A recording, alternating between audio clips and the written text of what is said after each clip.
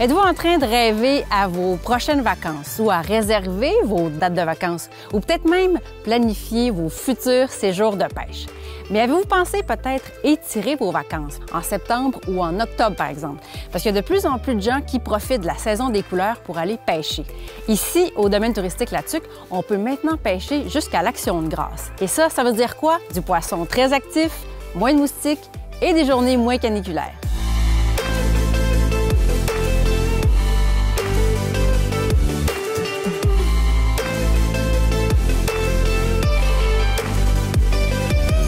Comment ça va la pourvoirie, Dany? Ça va très très bien. Vous dites quoi, on a des années, le monde adore ça, on a des belles années. Puis je pense que les Québécois ils ont plus profité. Ils connaissent de plus en plus les pourvoiries, puis ils en profitent de plus en plus. C'est autant que le monde avant ça, peut-être aller dans le sud, aller faire d'autres voyages, mais là, les Québécois, je pense qu'ils ont découvert depuis le COVID le plein air. Plus le plein air, je te dirais. Un intérêt pour ça, c'est quand on ne peut pas trop voyager à l'étranger, les gens ont fait bon, on va voyager au Québec. Exactement. Mais elle, là, maintenant qu'on a recommencé à bouger un peu, puis tout ça, tu penses que ça va rester pareil? Cet intérêt-là, cette découverte-là, c'est pas rien que l'histoire d'un été ou deux, non? Oui, non, ça va rester. Parce que les gens découvrent ça, puis c'est sûr que notre clientèle, je te dirais, est vieillissante. Ouais. On dirait qu'on n'a pas beaucoup de jeunes. Tu sais, les jeunes qui viennent, c'est peut-être plus avec des personnes, les parents, les grands-parents, puis tout ça. Sans moins la relève, peut-être. Ou bien ils veulent autre chose que juste la pêche, peut-être? C'est une nouvelle mode, peut-être, qui sont plus plein air ou plus, je sais pas sur quoi qui. Ils veulent faire un petit peu de tout, la pêche, le sport nautique. Ouais. C'est peut-être moins, plus l'ordinateur, plus les. C'est ça qui. Les téléphones, Internet, les jeux. Y a-tu du réseau? Oui, il y a du réseau. Oui, il y a du réseau. Tu vois le monde qui pêche, c'est drôle, parce que l'été, tu vois le monde, il y a l'Internet, tu sais, de sa pourvoirie. Ouais. Puis il pogne à peu près la moitié du lac. Ouais. Puis le monde ne va pas sur le bord là. Je dis, pourquoi qu'ils pêchent pas là? C'est là que ça mord. C'est pas de réseau. C'est pas le réseau, pogne pas. Incroyable, hein? Tu dis, tabarouette, le monde sont accros, mais là, il faut qu'ils. Il faudrait que je fasse des heures d'Internet. Couper le réseau. Puis le soir, autrement dit, faire de 5 heures à. T'es pas game. Hein? Pas game. On sait pas. Peut-être que l'avenir va. Peut-être. On va dire ça. On comprend pas, il y a toujours une panne à 5 heures. Je sais pas. Ouais.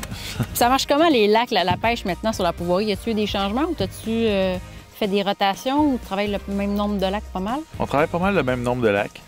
Il y a des lacs, c'est sûr, comme nos lacs de tête, on a rapetissé. Au lieu de 3 truites, on a mis à 2 truites. Ça fait 2 ans, dans le fond, qu'on a remis à 2 truites sur les lacs de tête pour les plus grosses truites. Après ça, les autres lacs restent pas mal pareils. C'est pas mal tout pareil.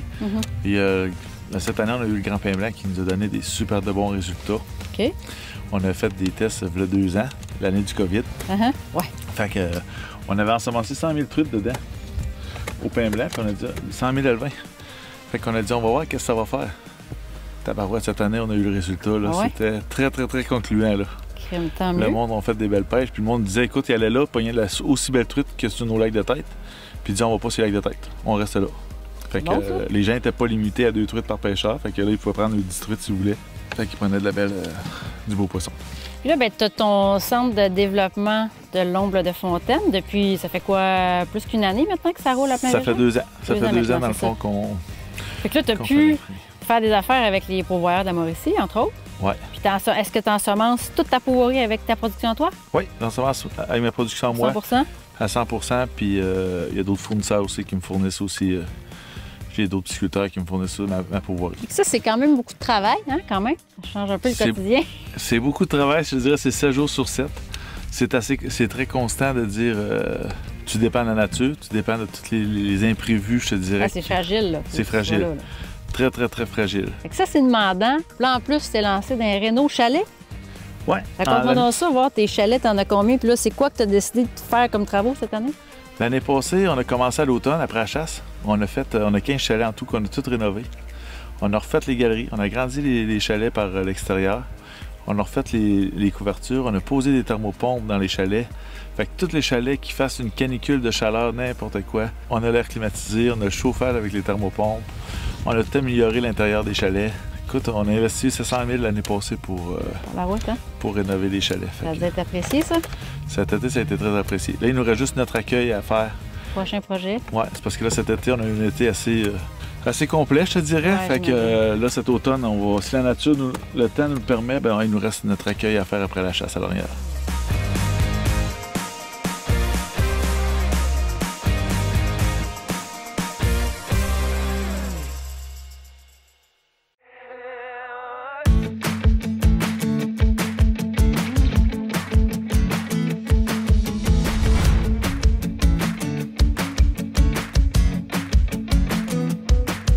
Cette année, qu'est-ce qui est nouveau? C'est qu'on a la pêche qui est tardive, comme là. Oui, hein, peux-tu nous expliquer ça? Parce qu'il y a plein de monde, des fois, qui pose la question, mais comment ça se fait que tel endroit on peut, telle zone, ça fonctionne comment, si jamais même date?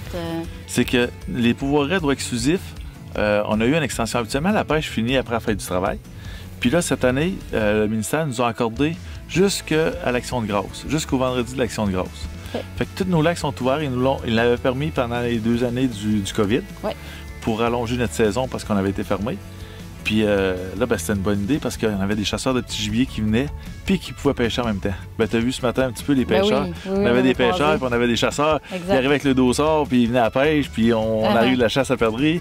Fait que ça l'a fait boule de neige un petit peu. Puis là, le monde, de plus en plus, on a des belles automnes. Ben oui. Fait que le monde commence à découvrir la pêche d'automne. Puis la pêche d'automne est aussi bonne que l'été. Puis il fait beau, puis on a des belles couleurs, puis on a tout. Là. Fait que... moins de mouches, puis tout ça. Puis, mais là, ça, c'est une mesure cette année, mais c'est pas comme ça tout le temps. Non, ça va être de même à ça tous les ans.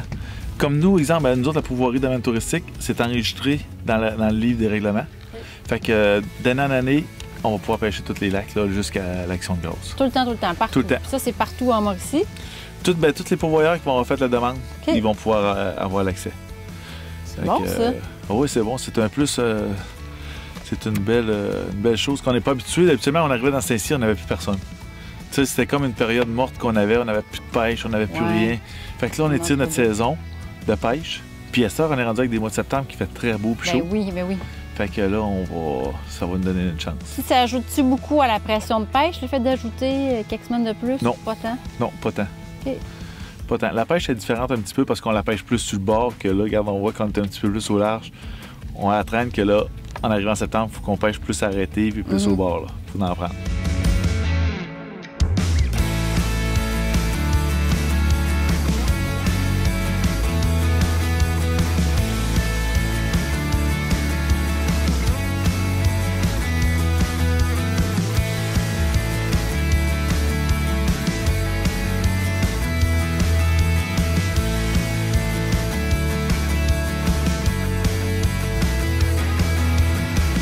Dany, la pêche d'automne, on l'a dit, c'est une pêche exceptionnelle, bien sûr.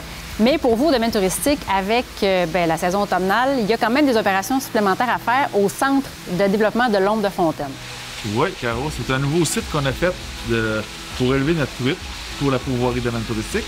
On fait nos œufs, on fait 1 million d'œufs par année pour repeupler nos lacs, tous nos lacs sur la pourvoirie, puis offrir une super belle qualité de pêche à tous nos clients. Fait que ça fait déjà 2 ans qu'on est en opération. Fait que ça va de mieux en mieux. Fait que là, c'était la période à l'automne dernier. Donc, mais visuellement, c'est super impressionnant.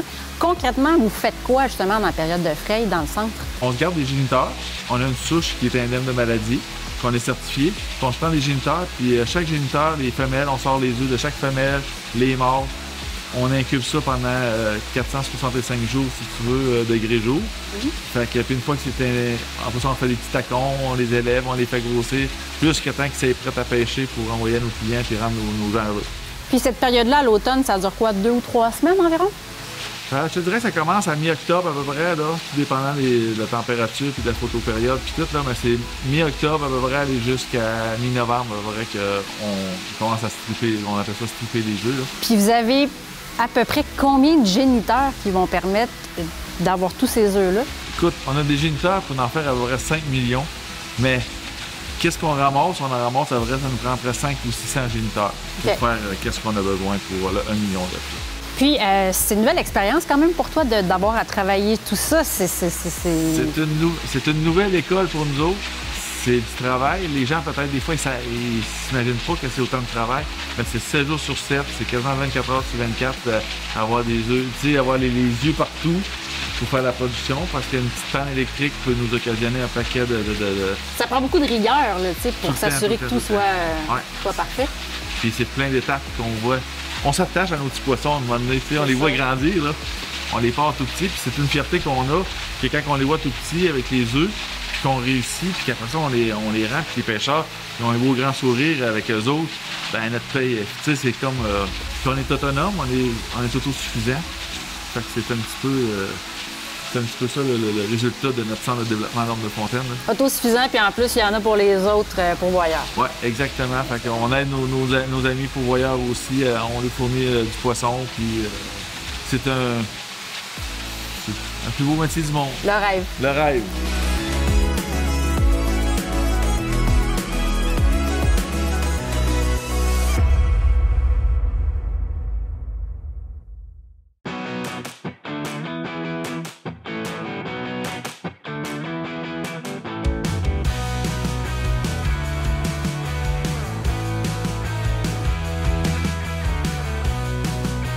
Ici, il se passe quoi?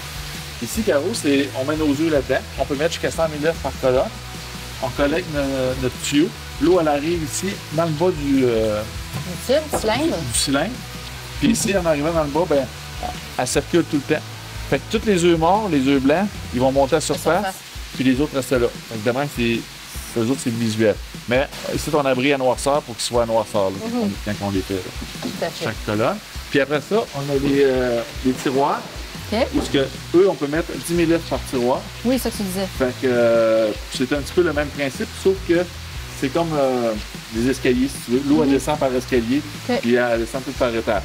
Fait que ça, c'est notre étape d'incubation pour les œufs. Puis une fois qu'ils sont éclos, après ça, ben là, les poissons ont le sac vitalin en dessous. Puis une fois que le sac vitalin est résorbé, là, on les envoie après ça dans nos autres bassins qu'on appelle les A. Et après ça, commencer à les nourrir tranquillement. Puis la petite nourriture, c'est quasiment comme de la poudre qu'on les donne. Là. Puis tranquillement, plus qu'ils grossissent, plus qu'ils montent d'étape, plus ils changent de bassin, puis plus qu'ils grossissent. C'est une belle étape. On a quoi ici, Danny? Ici, c'est nos bébés de 2021 qu'on a gardés pour faire nos géniteurs pour l'année prochaine. Okay. Fait qu'ils ont comme 1 an et demi, eux autres. Fait que c'est nos qu'on a classés pour la souche pour garder une belle lignée, là.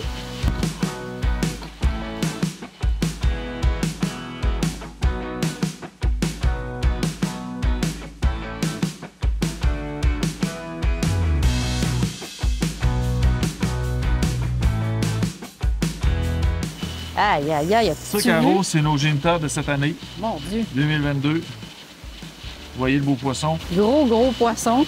Ouais. Super couleur. OK, c'est une génétique en plus qui est indemne de maladie. Fait qu'on est certifié, on est 3 au Québec qui est certifié. Fait que tu as besoin vraiment d'un suivi constant puis ça, pour suivre tes géniteurs et t'assurer que.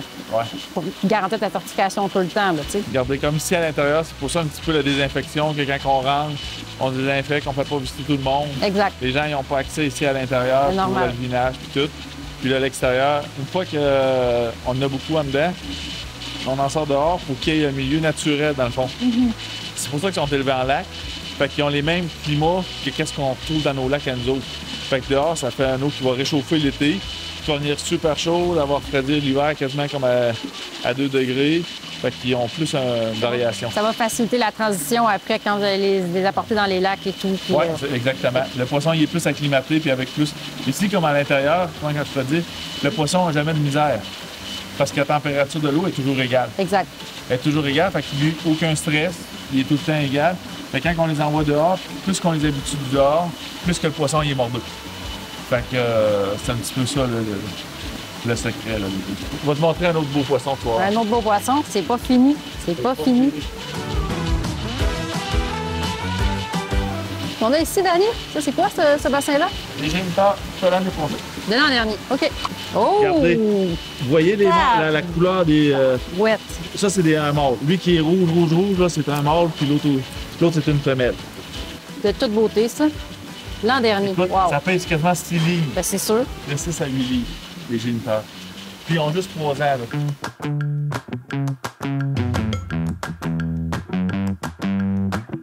Ça se peut qu'on n'ait pas à se rendre très loin, de toute façon, parce qu'on était en train de se préparer, puis ça sautait un peu partout. On a vu 4-5 petits ronds. En fait, non, c'est pas vrai, des gros ronds.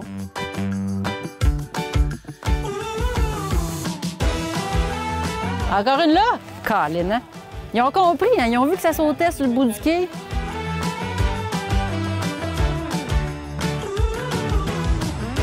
Oui. Là, ça y est. Bon, là, je vous garantis que je la ramène à l'embarcation, c'est promis. Une prise. Ah oui, ça va pas une prise, absolument. Hein? Hélène, veux-tu m'aider, s'il te plaît? Avec plaisir. Je serai là pour toi en temps venu. Mais là, je suis un peu excitée. Oh non, ça fait deux. Bon, ça fait deux fois. Tu l'échappes. Ben, on a tourné un petit peu, puis OK.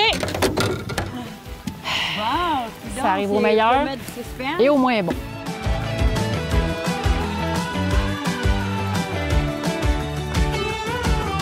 Là, c'est vrai. Pour vrai. J'attendais que Danny arrive pour lui montrer que je suis pas trop pourrie. La pluie. La pluie, Hélène. La pluie. Hélène, La pluie. c'est le moment. C'est là que ça se passe. Ma première. Devant tout le monde, là, j'attendais que tout le monde soit là.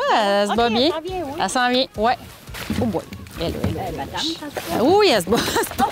Hey, yes! Elle a sauté dedans. Bravo, bravo. Beau travail d'équipe. Bravo, Hélène. Merci pour ton aide. Bon, hey, cool. Bon, on vous à la glace. Crime.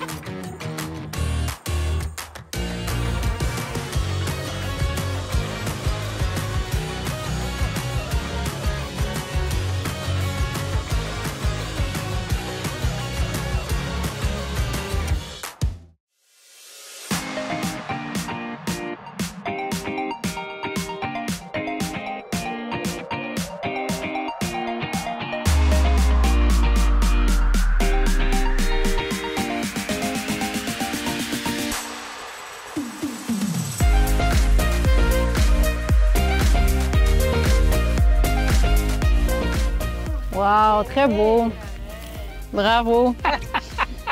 On va laisser Tibet. On va se faire avoir une haleine de poisson. Fait que 2 belles truites chacun déjà. J'en ai une. Une pour Hélène. Hey. Bon. Danny! Je le savais. Hey, ça prend la pluie! Ça prend la pluie. que vous soyez tous là. OK, ben oui. M'en viens. OK, elle veut. Hey, attention. Un peu, Hélène. Je sais que t'es OK. énervée. Oui. Wow! C'était de la haute voltige. Bravo. Bravo, Hélène. C'est Hélène. Hey, wow! Bravo. Hey, tu fais la belle. OK, hey, Pour cool, vrai, OK. c'est Anne. Sans blague, là, j'ai pas les autres, là, on les voit pas. Je pense que c'est une des plus colorées. Bon, hey, c'est cool, ça! Je pensais pas d'être énervé de même, mais ça me fait longtemps que j'ai pas pêché. Combien de temps t'as pas pêché? 30 ans, Ça tu doit disais? faire au moins 30 ans, certain.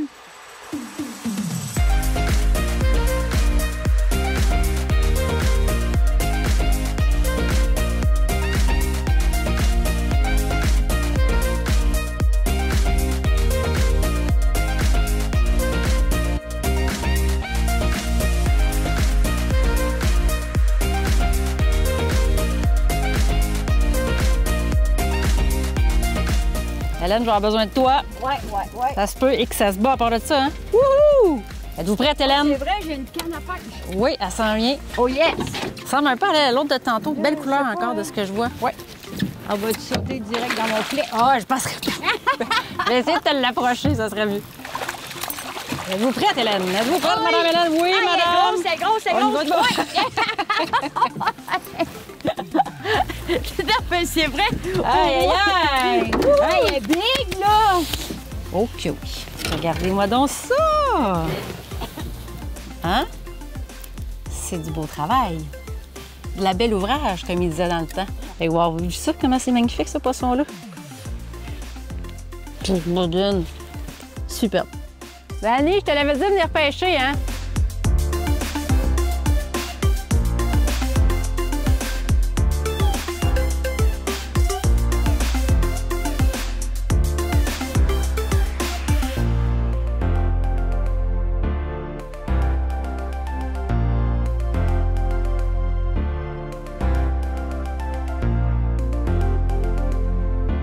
OK? Ouais, ben là, attends un petit peu, là. Ma ligne est trop pesante. Ah bon, OK, cool. Bon, voici ma deuxième, mesdames et messieurs. Bien, elle parle encore. Tiens, fish on. Je t'avais dit que c'était une question de temps. Regarde ça. Hé, Caro, ça marche! Oh! J'ai besoin de quelqu'un pour la puiser. The big one! Bravo, Danny. Bravo. Et dire que t'as pas pêché en plus de la saison. Eh bien, moi aussi. C'est une pro, Tu sors, Caro. tu sors ton poisson en premier? Vas-y. Tu veux que j'y aille ici? La main est aux dames. On y va sans prise. Sans prise. Et voilà. Hein? C'est Pas beau, de Caro? menace? Ben merci, Danny. Puis on a ici, tu veux la prise ou tu fais ça comme un... Elle est énorme. Elle est énorme. La mienne est énorme. Mais c'est vrai que sur le lac ici, ils sont pas tous comme ça. Mais 8 livres, hein? Je veux te rappeler que c'est pris 8 livres il n'y a pas longtemps. Ouais. Hey, check ça, toi. Ah, ouais. Tabarouette.